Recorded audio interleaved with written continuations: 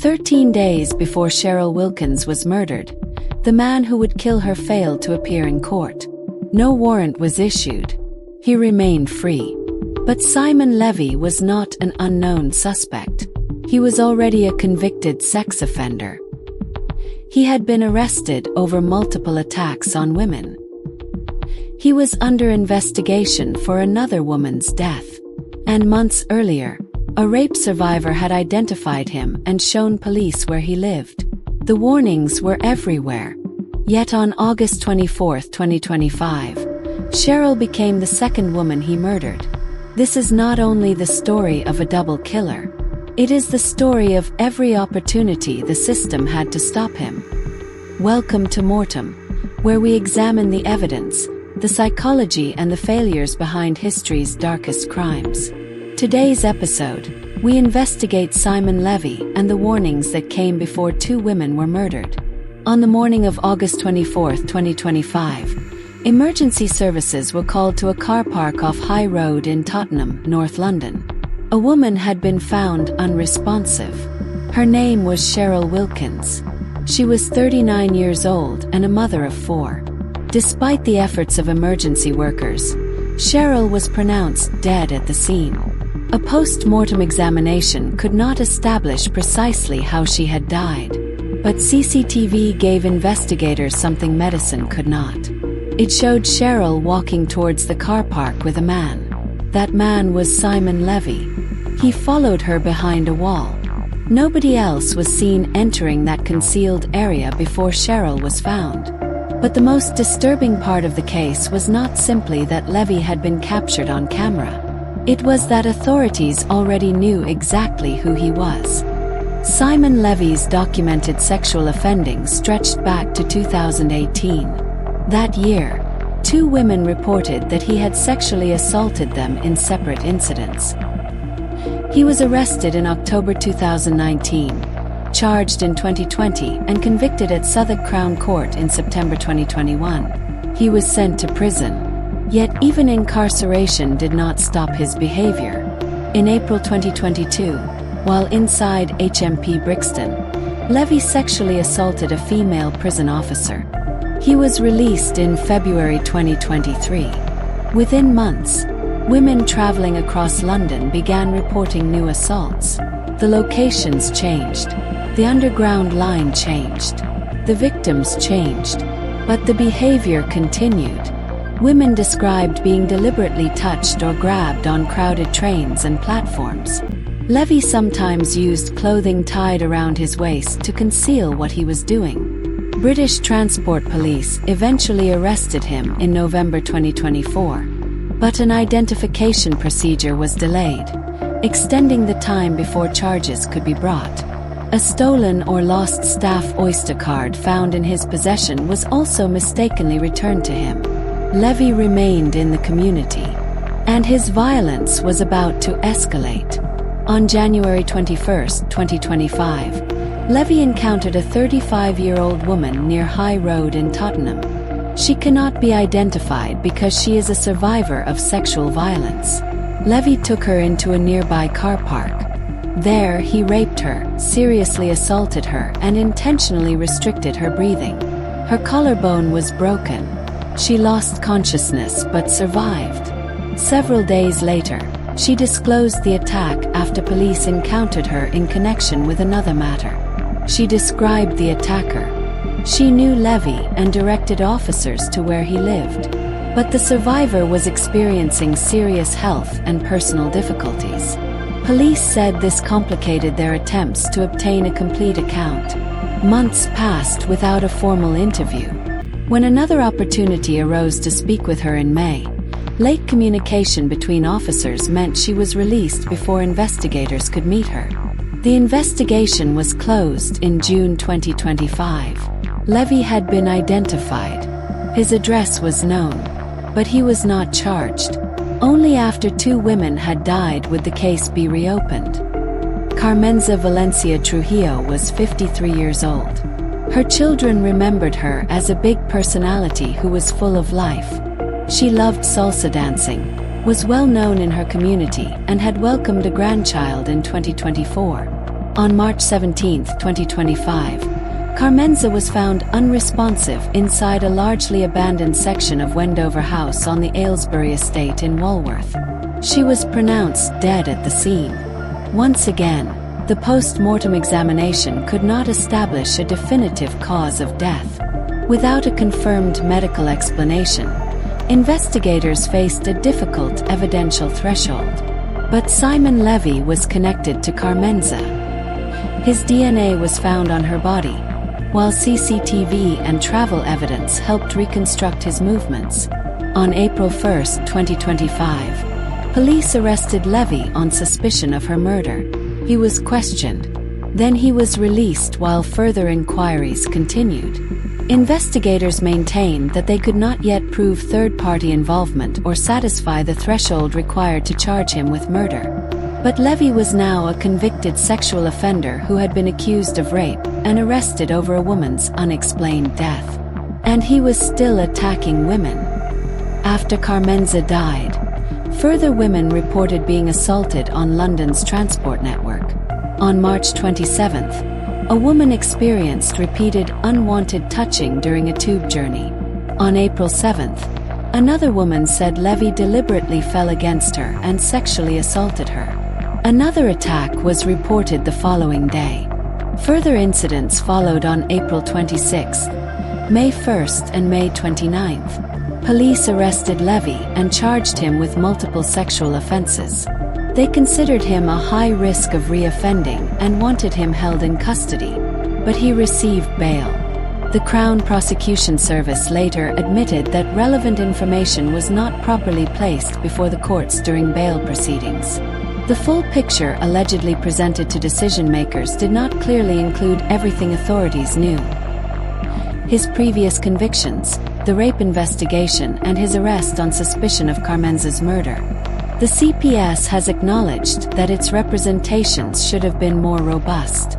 British Transport Police also admitted delays in charging him. The Metropolitan Police acknowledged missed opportunities in its management of Levy as a registered sex offender. Different agencies each possessed part of the warning. But those warnings did not combine into an effective barrier. Levy missed 3 Crown Court hearings. On August 11, 2025, he failed to attend another hearing after his legal representatives referred to a mental health issue. No arrest warrant was sought. His bail continued. 13 days later, Sheryl Wilkins was dead. Sheryl was last seen walking with Levy towards the Tottenham car park where the surviving woman had been attacked 7 months earlier. CCTV showed them disappearing behind a wall. Nobody else followed. Investigators reviewed hundreds of hours of footage to reconstruct their movements. Facial recognition work identified Levy at the scene. More importantly, Sheryl's DNA was discovered on one of his jackets. In early September 2025, police arrested him. While Levy remained in custody, specialist detectives began comparing the cases. They examined his movements, his pattern of targeting women, and the similarities between the locations and circumstances. The January rape investigation was reopened. Levy was rearrested in connection with Carmenza's death. He was charged with Sheryl's murder and the offenses against the surviving woman in September 2025. In November, he was charged with murdering Carmenza. This time the 3 cases would be presented together. The prosecution did not rely on one piece of evidence. It assembled a pattern. There was CCTV showing Levy's movements. There were travel records. There was DNA connecting him to Carmenza. There was Sheryl's DNA on his jacket. There was the repetition of attacks against women he believed were unlikely to receive protection. And there was the testimony of the woman who survived. The fact that Carmenza's and Sheryl's precise causes of death remained medically undetermined created a challenge. But a murder conviction does not always require a single piece of evidence explaining every physical detail. The jury was asked to consider the entire picture. Levy denied the charges. His defense accepted that he had encountered the 3 women but argued that he had not harmed or killed them. Levy did not give evidence during the 5-week-old Bailey trial. On August 7, 2026, the jury returned its decisions. Simon Levy was found guilty of murdering Carmenza Valencia Trujillo. That verdict was reached by an 11-to-1 majority. He was unanimously found guilty of murdering Sheryl Wilkins. He was also convicted of raping the surviving woman, causing grievous bodily harm and intentionally restricting her breathing. In a separate trial earlier that year, Levy had already been convicted of 11 sexual assault offenses involving 10 women on the railway and the female prison officer. The courts had finally established the scale of his offending, but the convictions could not erase the question hanging over the case. How had he remained free for so long?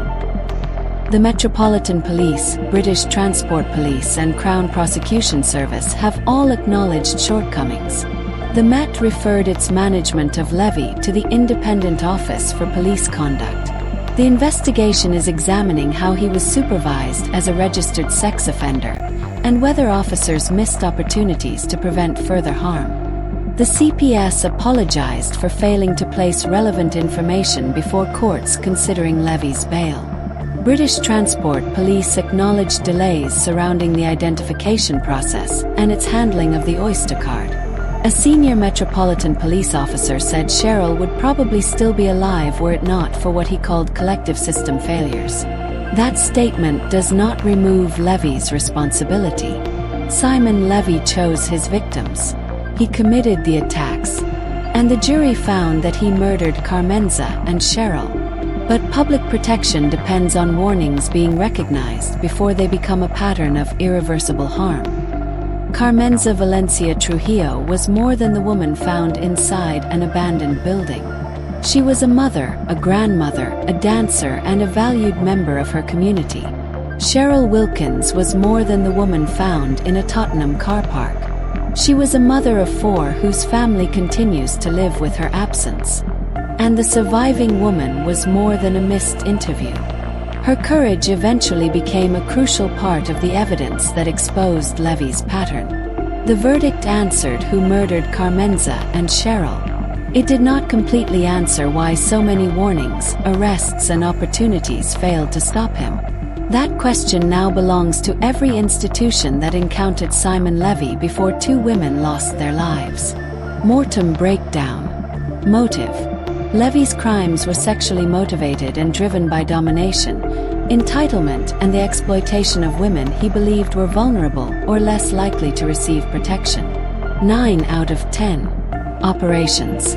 Levy approached women on public transport and in areas he knew well, using crowded conditions to conceal sexual assaults and isolated locations for more violent attacks.